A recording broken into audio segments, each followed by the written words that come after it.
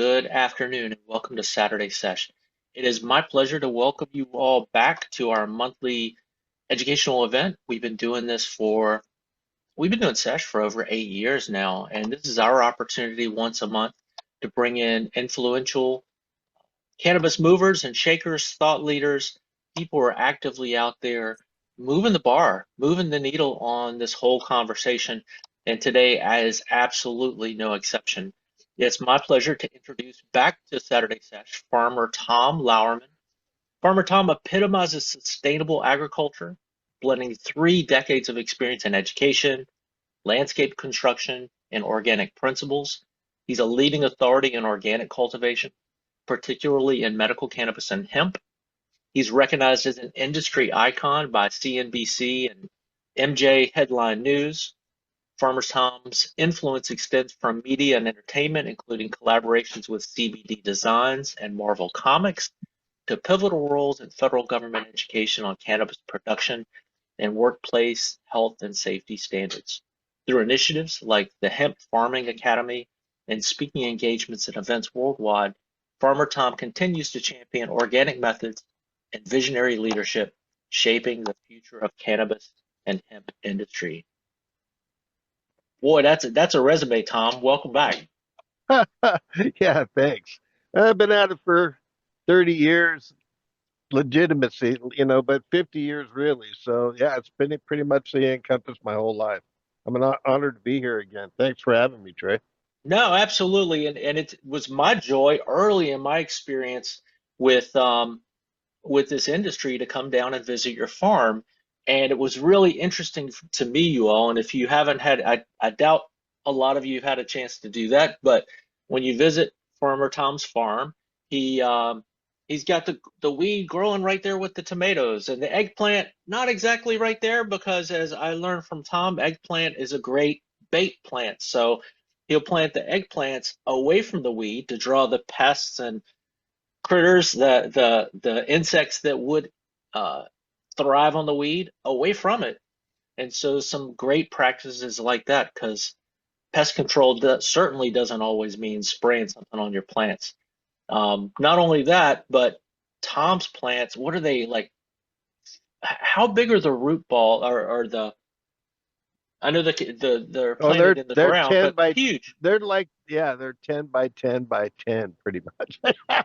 They are Yeah. gigantic weed plants. Like you get an opportunity to see the plant kind of at its very best, and to see all the vegetables just kind of growing there together, and to be reminded, hey, this is a very special plant, and also it's just a plant. So, Tom, would love to talk to you this morning about a few things. So, the first we talked about in your introduction about that you and you know, Tom, we can't see you right now, and it may be you can't come on camera, but I want to make sure you knew that. Yeah, it's all right. My picture's better than. Okay. Photoshop. Um, how did you become the first officially recognized organic cannabis farmer in the U.S.? That's quite a title. Well, that was working with scientists from the CDC NIOSH. So these scientists, they do the studies that OSHA makes the laws from. So we had them on our farm here in 2015, coming up on about 10 years ago. And I kind of started in from what I did with Washington State and concentrates when we helped the legislators make the right decisions because education is so key. You really have to legislators on anything you want to move forward because their plate really, in their defense, their plate is super full. And you really have to hold their hand and walk them through the process. So back in 2013, we had many explosions here across the whole West Coast. People were making BHO, butane hash oil, and it was a very dangerous method. Now they have way safer methods to do it, and it's regulated. And the legislators were gun shy, and they said, "Oh, we're just going to put all concentrates." So they left all concentrates. That means solventless bubble hash, butane hash, CO2, RSO. They lumped them all into one category. And they were going to only put it in edibles because people were blowing themselves up. And when I heard that, I'd been done many pieces with Matt Markovich from Como News. Uh, we were actually really good friends, still are. And he goes, "Well, do you want to do an open blast?" You know, and I knew from working at in Olympia at the state legislators that, they were making their decisions on what to do with cannabis and what to do with hash. And so I brought all the top people together, and I told Matt, "Yeah, we'll do one for you outside in the safest method possible, but I also want to educate.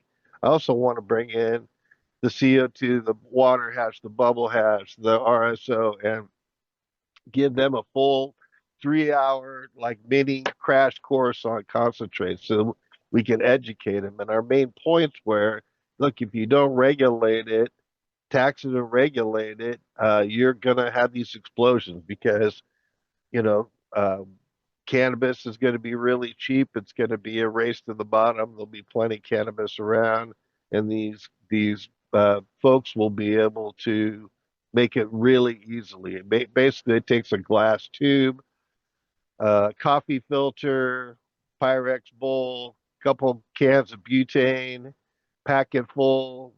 Pour it in the Pyrex bowl, and then heat off all of the butane off of the product.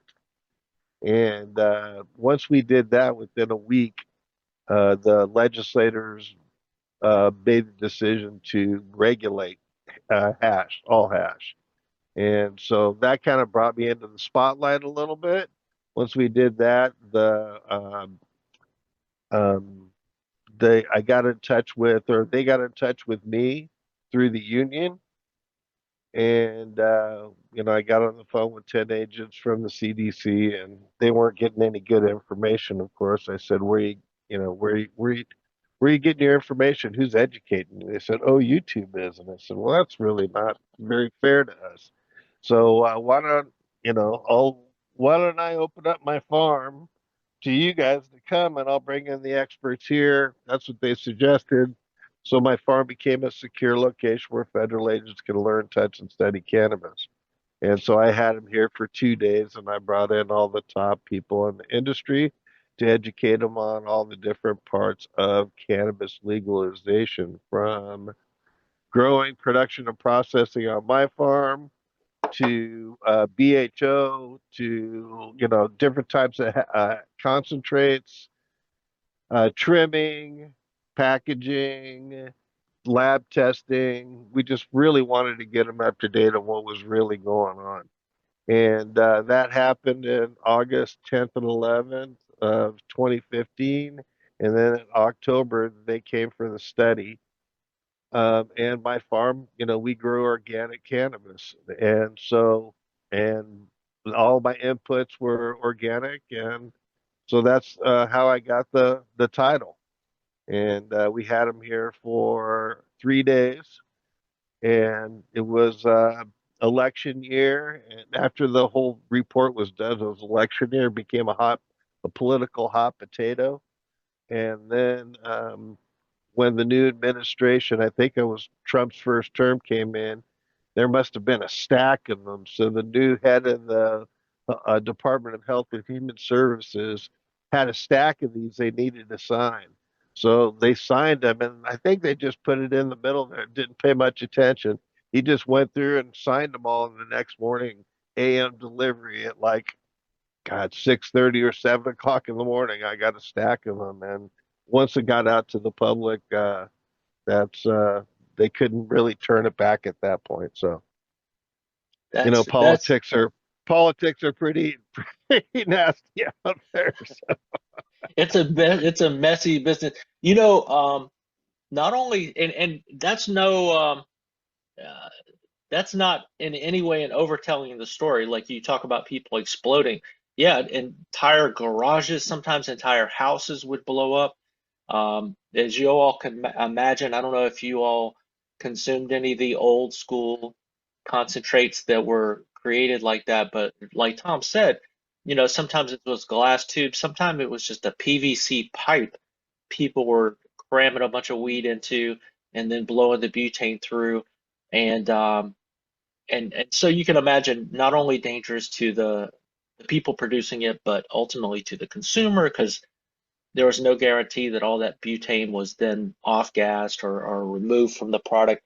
Tom, that's not the only safety initiative you were part of. You've also helped lead the conversation, I believe, in a variety of things. What are some other um, safety standard operating procedures that are worth more time, or some things that you've been part of the conversation about, trying to Well, get people many to things. pay attention Let's to? go back to BHO. So what Yeah. happens with the butane is when they make it, and it's cold up here in the Pacific Northwest. So if you're going to do it, as a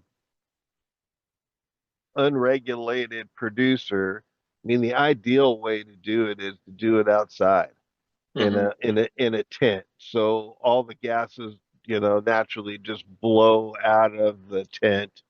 I mean, a tent with open sides on it, so it's got really good Right. ventilation. Ventilation is the key.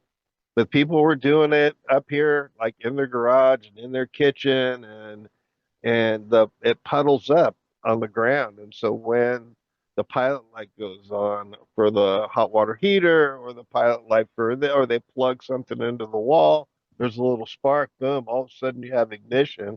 And it was literally lifting houses off of their foundations. And we had people were dying, and there's people who still are suffering from explosions, from making BHO back then in the day. So yeah, that was kind of my first step into it, and then from there, we used our my SOPs, like our Foundation for All Workplace Health and Safety Standards in cannabis. So, just showing everybody the proper way to, keep yourself healthy while growing cannabis, not bending over, proper posture, electrical cords, don't use extension cords. We really just wanted to bring it from pretty much the caveman status up to where we are today, where we have all these official bomb-proof rooms that make BHO. Everything's kind of moved over to a solventless, which is the best way to go. So it's a bubble hash. So they stuff a bag, um, that we call it a work bag, and it's like a 200 mesh, so it's pretty. Um, a lot of water can go inside of it, and they put it into a little washing machine and they agitate it for a while, or they use a paddle, and then they screen the trichomes out. So what they're really after is the heads of the trichomes, and then there's dry sieve too, where they just take uh, similar mesh hard metal, and then they just screen the heads out. So, that's the best and safest way. And it turns out to be that's the best product. But back then, BHO was used, butane was used in all kinds of extraction. They used it in milk production. They used it in all kinds of different production, and then done properly. It's not the best, but they can get most of the butane out of there these days. They've really accelerated their game. We have Sub-Zero Scientific out of Portland. They still make the units and do a really good job at it. So yeah, and then recently we've had we had Lorna McMurray die in a pre-roll room. Well, and this all has to do with cone production.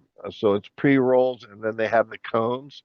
So what happens in cone production? They have to grind it. It has to be so dry, and they have to grind it down so fine to fill those cones nice and easily, that it makes a powder through the whole room. And she got asphyxiated twice, and the second time she died from it. So that was a big, you know. And then from then I worked from there. I was on a few podcasts, and then Weebly got in touch with me, and we created cannabis workers, cannabis workers health and safety page. It's out on Weebly, and they had Washington State chip in, and then I brought my guys in from the CDC, NIOSH scientists, and OSHA, and basically because these large MSOs, who are really all about, at the end of the day, they're all about making money, and they're going to cut every corner. And like with Lorna, she didn't even have a proper mask on. Hmm. She would need to have like those double filtered mask on, ideally. And it all depends on, they have testing units like they used here on my farm, sniffers to it tells you the concentration of it. And then from that concentration number, they either use like an N95 mask or the double filter mask or full face mask. And in her situation, a double filtered mask would have been, ideal. But everybody's cutting corners, and they really don't really care about their workers, and it's all about making money. So kind of the quality goes out the window, everything, and then they want to be the only player on the block. So they've got market control, so they can keep their costs way down by making inferior products and make really large profits. So those are the problems we have with MSOs around the country. Really, none of them really care. They're all focused on making money for the cheapest amount, and out here I was warned about race to the bottom. And, within 6 months, I was on NBC Squawk Box because Washington had too much weed. And we were the first, one of the two states, us in Colorado, to have legalized, regulated cannabis production for sale. And so, yeah, it's been a wild ride. So they had too much cannabis, and then the price goes down, and then the cannabis is sitting around, and the investors are looking, hey, we can't let this cannabis go to waste. So they take this old bad cannabis and they make edibles out of it, and they make really bad pre-rolls out of it, and it's just gone downhill. That's why I'm a big supporter of craft, small batch, small farms, making products is because people actually care, and there's still a lot of people out there who really care. But with the price going down because there's too much cannabis, these mom and pops can't even make enough money to keep the lights on. And we've lost a huge amount in Washington State, and every state's the same way. You wouldn't believe how much money has been wasted, and lives taken. Like here in Oregon during the big hemp rush of 2019, we lost a dozen farmers committed suicide because they all jumped in on the hemp train and mortgaged their farms out, and dove all in head first. And, there was too much hemp. The price went from 50, $60 a pound down to like 17 cents a pound. And then that year we had early rains. The whole month of September rained, and people didn't listen to me, of course. And they wanted that extra point or two of CBD in the field. And once it started raining, it didn't stop. But once your plants get really wet like that, it's hard to mitigate any kind of mold out there. So it's been pretty bad out there, and I'm all about the workers, and and helping workers out and making sure workers are safe, and making sure the industry, just isn't their only focus isn't about making money. It seems our whole country is about making money, and then I love that. we can see in everyday products like Burt's Bees or whatever. They make a, or what insert any small organic company, a big giant company comes and buys them, and I really can't figure out for the life of me why these people who have these businesses, why the goal is in economics here in the United States, and I guess everywhere, is to get bought up by some huge giant company, and then the this gets into economics too. Every year you're supposed to make 15% more growth for the shareholders every year. So in order to do that, the quality has to go down. And they cut every corner. So literally, I think right now we've kind of hit the wall. I always told my wife, and I always thought, what happens when it isn't possible to make that 15% and that stock market isn't able to keep going Yeah, up? What happens when you hit the wall, when you've cut every corner? The food's getting everybody sick. Everything's getting everybody sick because they're cutting every corner to have the a worst quality product around. It's kind of disheartening. So yeah, yeah. it's super sad, you And know. and for and for those folks that might not know, MSO is a multi-state operator, and the one of the things that has held back growth in the industry has been this feudal system, right, where each state has its own laws. At the same time, it's also prevented the Nabiscoification of weed, right? There aren't many huge multi-state operators. There are a few, but there are a lot more craft cannabis operators out there for now, and that is the big concern. Is if the feds lift the gate and say you can operate across state lines, that it will only be the people with deep pockets that can do that, or the people who have venture capitalists behind them. And like you say, Tom, um, that certainly doesn't. Not all money is green, and the more money certainly doesn't mean a better product, and often it means quite the opposite. So, Madison, what you got? Uh, can I make a question? Oh yeah, let me Sure. call on Madison. She had her hand up, and I'll come right to you, Christian. Okay. So I am all for like descheduling rather than rescheduling, but what would that be a consequence of, or a possible consequence of descheduling is the, how you put it, the Nabisco, how'd you say that? Yeah, I was just Yeah. yeah, the I like how you said that. Nabiscoification. Yeah, so Yeah. Would that be Yeah. like a possible consequence or side effect of that if we like deschedule it? Would that not Well, I'm all about deschedule as opposed to reschedule. So let me go into down that rabbit hole. I've been really super involved in many different groups fighting against rescheduling, even though I kind of had a part in it because the scientists from the CDC who were at my farm, um, the big turnaround for the Schedule 3 is that the CDC and the Department of Health and Human Services, they said that cannabis has medical benefits, which is a huge touchdown for all of us.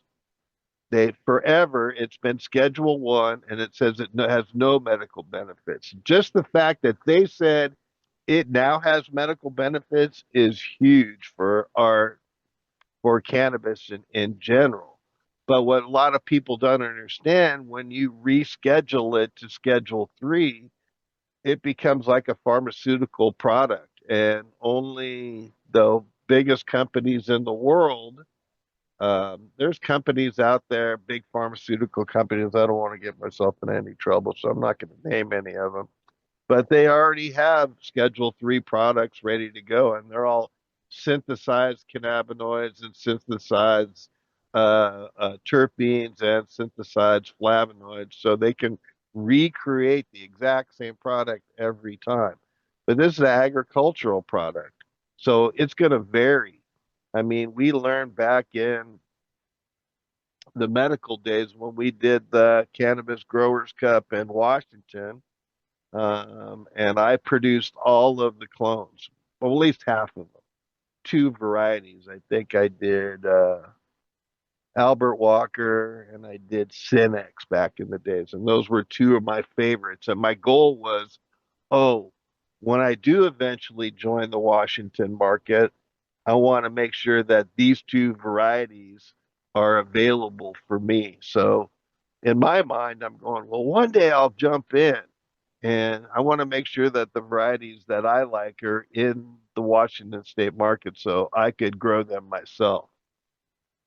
So, but what we learned there is we produced hundreds of these two varieties, and then they went out to growers, and every grower grew them, and they all were a little bit different. So you could take the exact same cut. So I used cloning, and I used the exact same cut for both of these plants, and they all turned out different, a little different. Some are grown indoor, some are grown outdoor.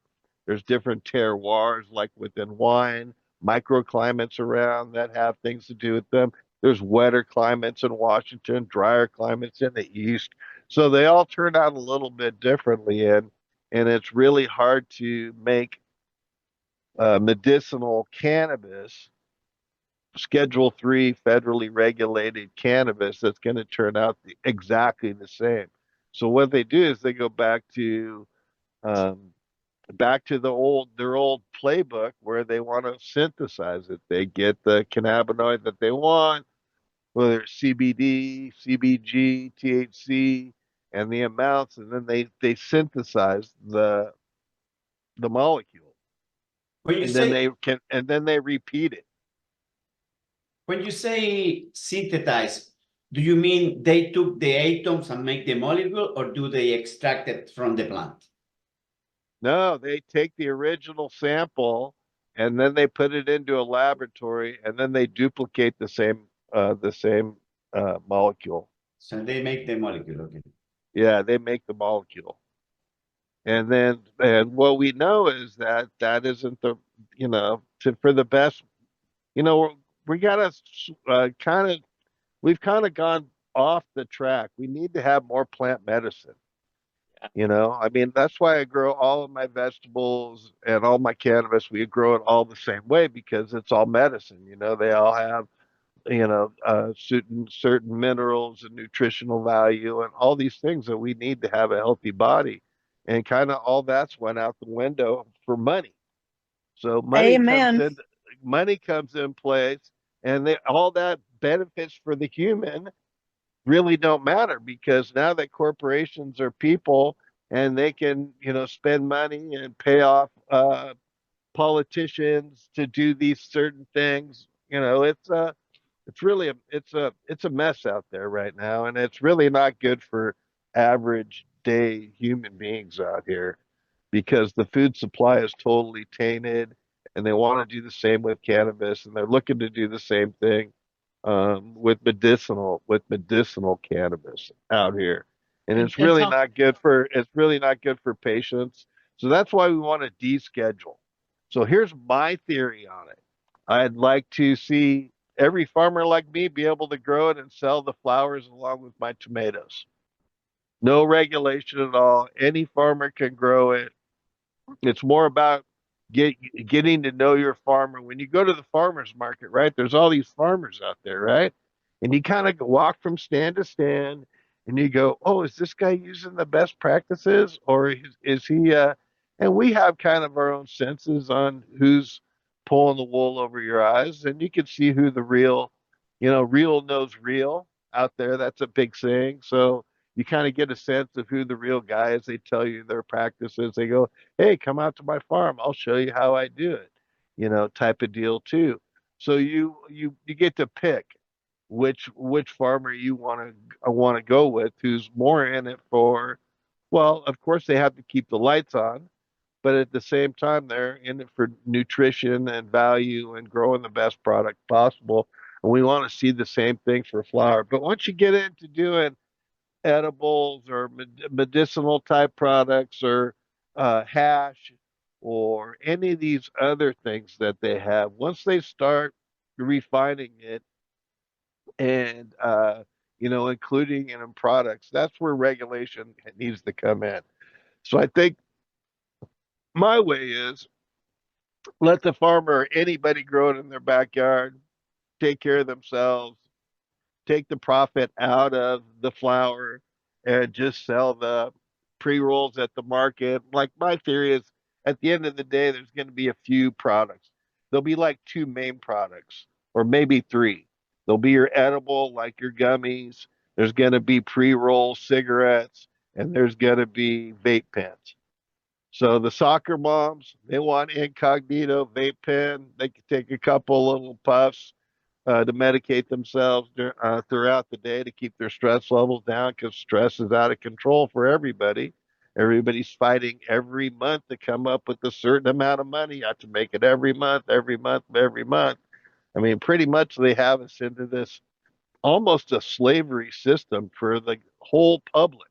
We have to pay them every month and we have to, to keep your lights on, to do this, to do that, the mortgage, they've got us like locked into this system and it's really not good for anybody. I'm not sure what the answer is and I'll just stay in my lane, which is cannabis.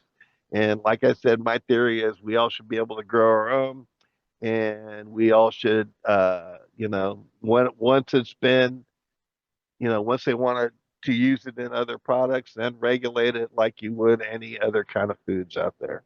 And I would love a farmers market kind of model. Tom, I want to come back to you in a minute and ask you about what a consumer can do as they're looking for products. Kind of what are some good leading questions? But I do want to. Heidi's got her hand up. Heidi, and Christian, Christian, first of all, did you get a chance to ask your question? I know I turned to Madison first a minute ago. Well, my original no, my original was Thomas was talking about when there was too much supply, Mhm. and obviously we know the price must go down.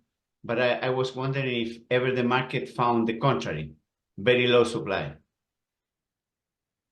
Oh, has the market ever encountered a really low supply? Yes. Yeah, No, well, because of weather, it could happen, but there's so many growers now. I don't think it's been a problem since states have legalized. Do you disagree, Tom? well, no, everybody grows indoor, or they grow mixed light in greenhouses, or they have some sort of cover. Like for us, up here in Washington State, even though I'm in southern Washington, we get this early rain every year. September 15th, we get a rain. Mhm. Now, is it going to be one of those years where it rains a couple days and then we have sunlight until mid-October? Is there going to be one of those years where it rains and it doesn't stop raining? So it was interesting to see from my perspective. So in 2013 and 2014, so that year, everybody was growing on the West Coast. Like everybody, all the last of the medical people were growing. Everything, the whole market was going to be flooded. And all of a sudden, this storm got off the whole coast of the West Coast, and it just sat out there and it just rained for weeks upon time and ruined everybody's crop. I remember there was mass hysteria around. Everybody was freaking out. And then in 2019, the same thing happened with hemp. It was nirvana though for me because I was working in Southern Oregon, so I was driving a lot up the I-5 from, I live in Vancouver, Washington, which is close to Portland, Oregon. So I was driving down and to see the whole Willamette Valley, patches of hemp here, patches of cannabis there. I mean, I never thought in my life that I would ever get to see such a spectacle. It was amazing. It was the most beautiful thing I've ever seen in my life. And then, you had too much hemp. And then the same thing that happened in 2014 happened again in 2019 because once the rain started, it didn't stop. So everybody had all this moldy hemp and the price went down to nothing. And, people, they just think growing cannabis is an easy deal or hemp and it's all the same plant. There's industrial hemp which is really tall. They're growing for fibers and seeds, but any other type of hemp for anything else is pretty much, Lee, it's just been bred to have lower THC numbers. So Right. they'll take Blue Dream and they'll breed it down so it's zero point 0.3 or as close as they can get it. And then that's a whole nother story about percentages down there. But now, Yeah. we have so many indoor grows and outdoor grows and most of the multi-state operators, their plan is just grow it under lights, indoors, get the crops, pump them out. So there's still too much cannabis, and it happens in every state now. Yeah. So we did the big NBCP squawk box, but did people listen? Heck no. The same state comes on board. They don't regulate the amount of production. They just let everybody go hog wild. They grow too much cannabis. Thus, the price hits the floor. Thus, it weeds out all the small farmers. Thus, the big money people can come in and buy these small farms and all their equipment for pennies on the dollar because these people are bankrupt. And, with cannabis, if you don't know, is that you can't claim bankruptcy because it's federally illegal. So they have that debt following them until death. That's why Yeah. we've seen a few more suicides in Oregon because of the same deal. These people put their heart and soul and everything they have into growing cannabis, and the market doesn't sustain them. And then you have retailers that aren't paying the growers, and the same thing's happening in California now. I mean, we're having suicides, and people who grow amazing weed in Humboldt. I've had my friends call me and say, well, how do we get the money out of them? They owe us money.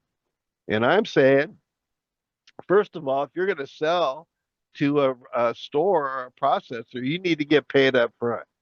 If you don't get paid up front, you're not going to get paid. So it's COD. And that's the same thing for me working in the industry. Even though last year I got burned for over $25,000 and I almost lost my farm of it, people don't want to pay. It's like the Yeah. American capitalism system is don't pay people, get your lawyers out there. You have more money than them. So, just force them out, force them into death or suicide or whatever. You don't care because it's all about who has the amount of money. I mean, compassion and honesty and handshake deals are all out the window, And Yeah. even last year I did my same deal, but they would send me here's $100, and then they would play games with the banks and saying, some of it was international. I did a huge operation in South Africa. I took their failing farm and way late in the season and turned it into one of the most best producing uh, hemp farms in South Africa. And the lady totally burned me, Uh, sorry to totally hear. burned me. So And sorry I'm to a hear that. and I'm Yeah. a and I'm a nice guy. I Yeah. want And to I want to believe in good in people. I want to believe there's still good in people, and I become friends with these people. And at the end of the day, all they were doing all along was planning on how they could burn me. and states like Oregon had states like Oregon had additional challenges when patients were allowed to grow up to 99 plants, which is so much more than is ever necessary for a single patient. And so it's complicated out here, y'all. Let me turn to, and I'm not a farmer to be, as you all know, so I'm not feeling it the same way Tom and others are feeling it. Heidi, what you got? Thanks for being patient. Of course, that's the name of the game. Well, first, Farmer Tom and Miss Pamela, thank you so much or Paula, sorry, your wife. Thank you for your work. And then second, does anybody remember Nora Callahan from the November Coalition up in Colville here in Eastern Washington, or alternatively in North Central Washington, the Barter Fairs, Yeah, Northport, Tonasket, Republic? We had a better vibe there. I haven't been involved with it in the better part of 20 years. And thank you, Trey, for reinforcing that the medical cannabis consultant certification, which I hold with my nurse assistant, is only valid in the retail space. Does anyone know if they're actually going to roll that out to us poor dumb women who don't know anything about health and maternity, I mean, we're just dumb women, right? I mean, I hate that thought. I have to go get another certificate when I've worked with midwives who've never, I mean, they've completed a certification, but they're working with, like you said, Tom, plant-based medicine in a common sense fashion. And second to that, coming from down south, yes, I do see that with Delta 8 tray, especially amongst the under 18 crowd. They're deceived by the marketing because their brain is scanning those labels and it looks all legal. It's not. I do want to thank Sheriff Mike Crenshaw of Oconee County, South Carolina, who's not busting responsible individual users and growers. But if you're coming from Buncombe County, North Carolina, which is Asheville, into South Carolina with 10 pounds of weed, you're going to go to federal prison type of deal. So, Tom, that kind of speaks to what you're saying of what I call corporate fascism versus small business, and that's what we need to heal our ethnic strife. Every strife is just trust. Can we just trust our neighbor one time, All right, I'm going to shut up. Thank y'all. All Well, right. No, and that's all right. That's all right. I mean, we need to hear everybody, and it's just good to hear other people thinking the way that I think, because I think we've kind of, like I said before, we've hit the wall with too much regulations and too high entry points, and man, there's got to be a better way to do things so we could get back to plant medicine. So, because and then growing healthy foods, and California, I think they've adopted farmers markets. Washington needs to too. I think Oregon's trying to do the same thing where, back here in the medical days in Washington State, we had a thriving medical farm medical cannabis farmers market where the farmers would gather on the weekends at several different locations around Seattle and Tacoma and Olympia. And people would come and meet the farmer and hang out with the farmer and buy their product and go home. So I'm all about that. We just have too much regulation, like all around. And I think we're just like over-regulated in the country. And I think it's gonna show up, you know, even in with these fires. We're over-regulated in building permits and coastal commission. I mean, like all this stuff sounds good, but it's got to a point where nobody can afford anything anymore because and there's if too many hoops to go through. And I yeah, don't and know how you go back, and then what do you cut, so I don't know, it's a conundrum that we really as a country and as a world we need to figure this out, because now the oligarchs, they run and own everything. There's companies like Clorox and Amazon who owns Whole Foods. And now you go to Whole Foods to buy snacks for lunch, and they've got genetically modified food in their brownies and in their sandwiches and everything. You go to Whole Foods and you think, oh, if I go to the deli, they're going to make me an organic roast beef sandwich with organic tomatoes and organic lettuce and organic onions. No, they don't do any of that. The common practice is they use commercial stuff for their sandwiches and everything. It may be a little bit better quality, maybe, but that's the situation where we're at, where everything's around money. Everything's about who has the most money, and then how much is enough money. Really, I and that's mean, a deep dive right there. And we're not even and you all, there's so many rabbit holes we could go down, right? For instance, the livestock used to have hemp as part of their diet, right? And those cannabinoids were part of the diets of farm animals everywhere. And so for people who did eat meat, they're the animals that ate the hemp stock, had the benefits and the health benefits of cannabinoids, and that doesn't exist anymore. And a lot of hemp farmers are pushing for that change again so that we can reintroduce that into farm stock, give the hemp farmers yet another viable place to sell their product. But it's not there yet, and so sadly, Prohibition did a great job. Prohibition did a great job with propaganda. And some of the people, or most of the people who are making laws now, were affected by that propaganda very much in the same way we were. Sometimes more so, because if they're not a cannabis user, they don't have any personal experience to base their knowledge off of.